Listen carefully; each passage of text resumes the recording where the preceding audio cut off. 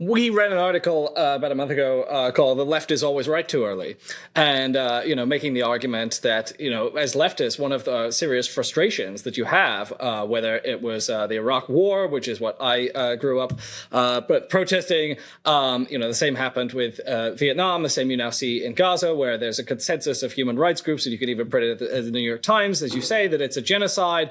But for a long time, in fact, even calling for a ceasefire, that's the sort of things, very, very mild things in October, November, December 2023. Green Jean-Pierre and the Biden administration said it was gross to even bring such a thing up, if I recall correctly. Well, there have been some members of Congress who have called for a ceasefire, and they have not gone as far as backing the administration's call for support for Israel.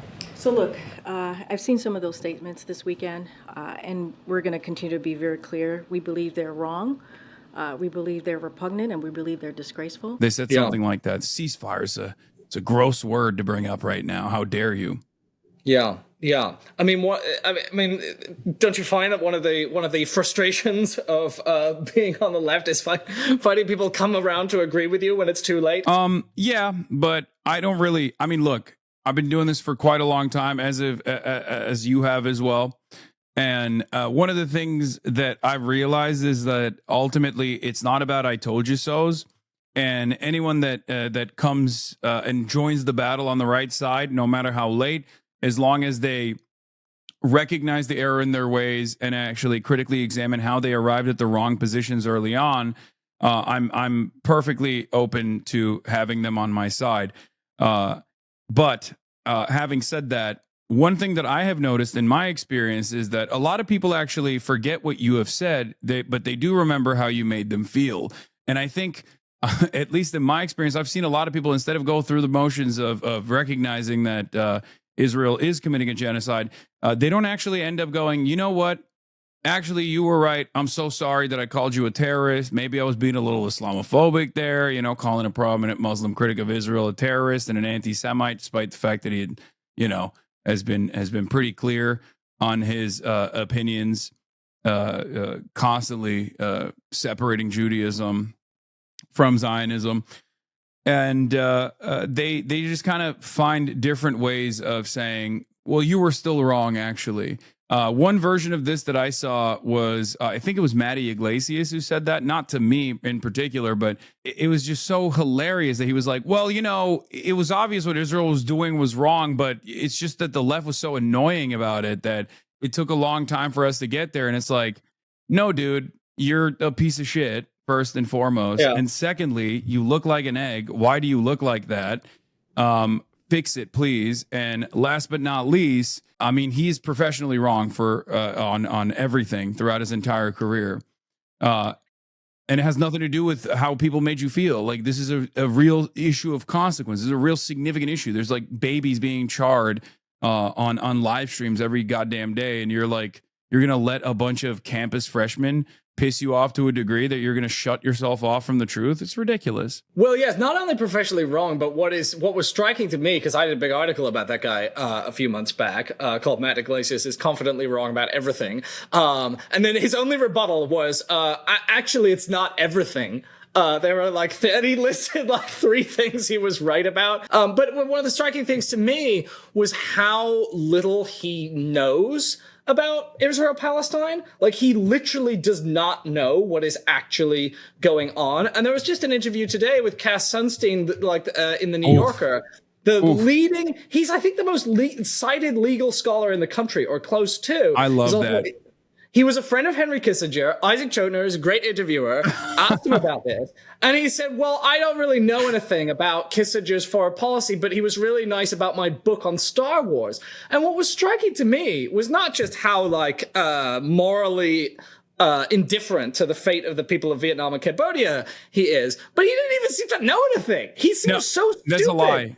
Nathan, that's a lie. And it's a lie in the case of Egg Boy Maddie Yglesias, and it's a lie in the case of the legal scholar married to Samantha fucking Powers. It's a lie. They know. They just don't want to admit it because it feels like ignorance in that moment is seen as like a shield. Maddie Yglesias, if I'm not mistaken, wrote extensively about the horrifying nature of the apartheid when he visited Israel a very long time ago. I have to go back to the archives here and try to figure this out, and maybe you can correct me if I'm wrong, but I'm fairly certain that he actually saw it with his own two eyes, and even had like that wake up moment, I believe, where he talked about the apartheid and many years prior to like numerous sieges that had taken place. I think these guys know what they're doing. I think that they understand that.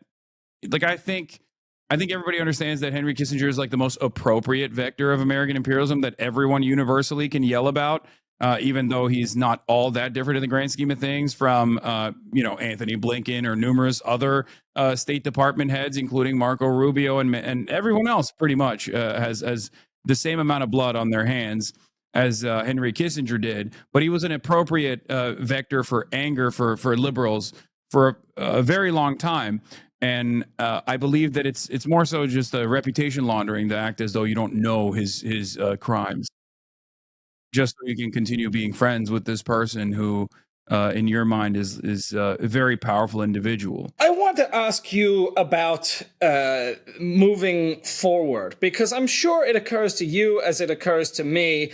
You know, you've built this enormous following of people. You've been very successful in many ways, but I'm sure you find it very frustrating how actually quite powerless you are against the horrors of our time. I mean, you can speak and you can be listened to, but we've seen, we started current affairs in 2015, 2016. We were warning that Trump was going to get elected if they didn't nominate Bernie. They didn't nominate Bernie. Trump got elected. Then we were warning that Biden would be a terrible president. Then he was a terrible president. We said that Trump would come back because Biden would be so terrible.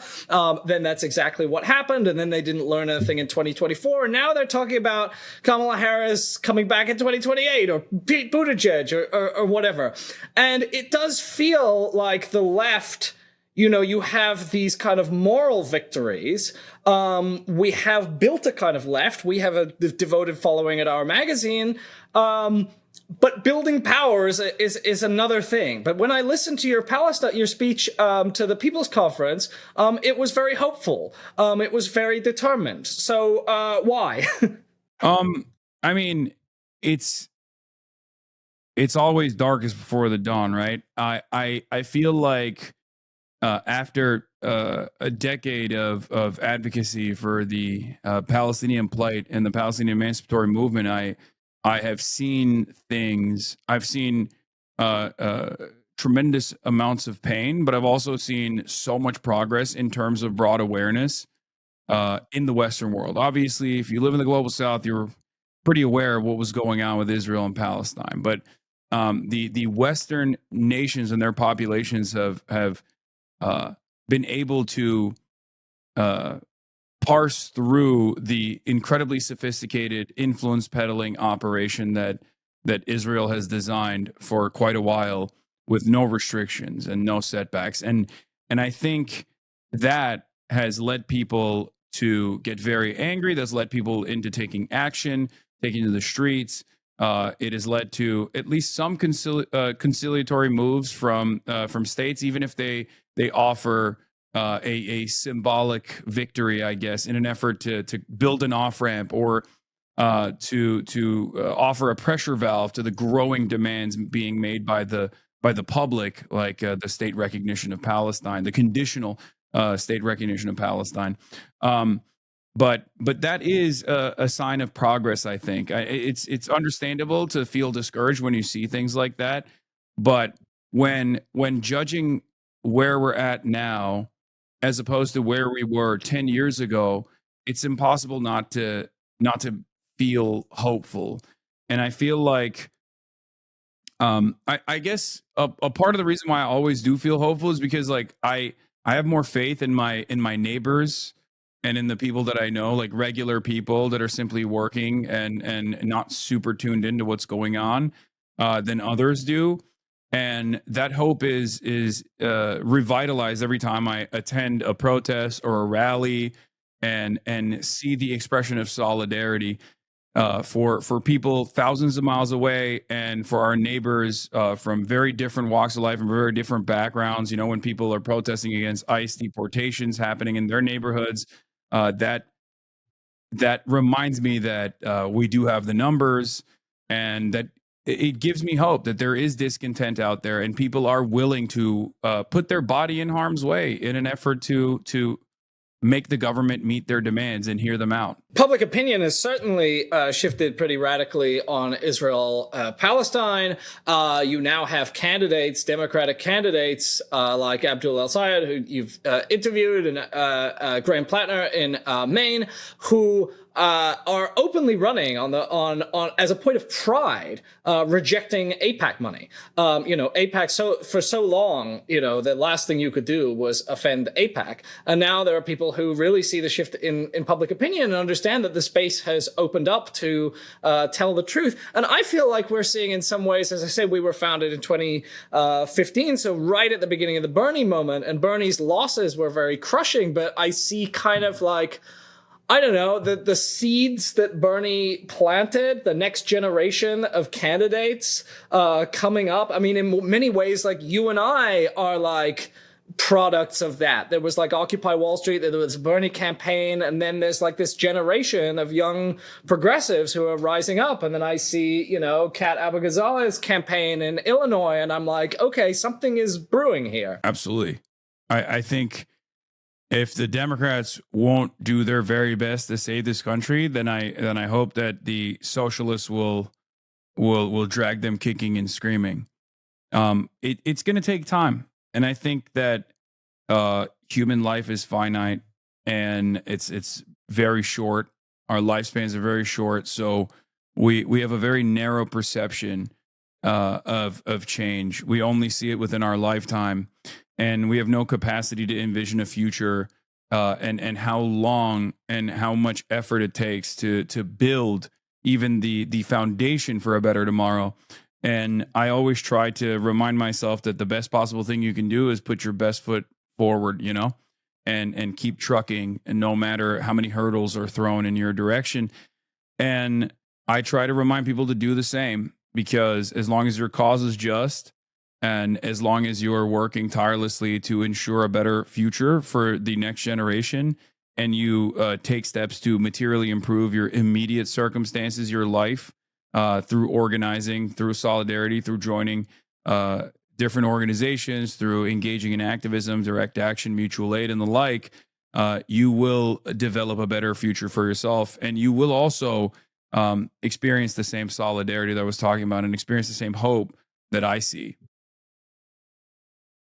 Hope you're enjoying this interview. If you want to listen to full-length current affairs interviews before they are made fully available to the public, please visit our Patreon page at patreon.com/current affairs and become a supporter today.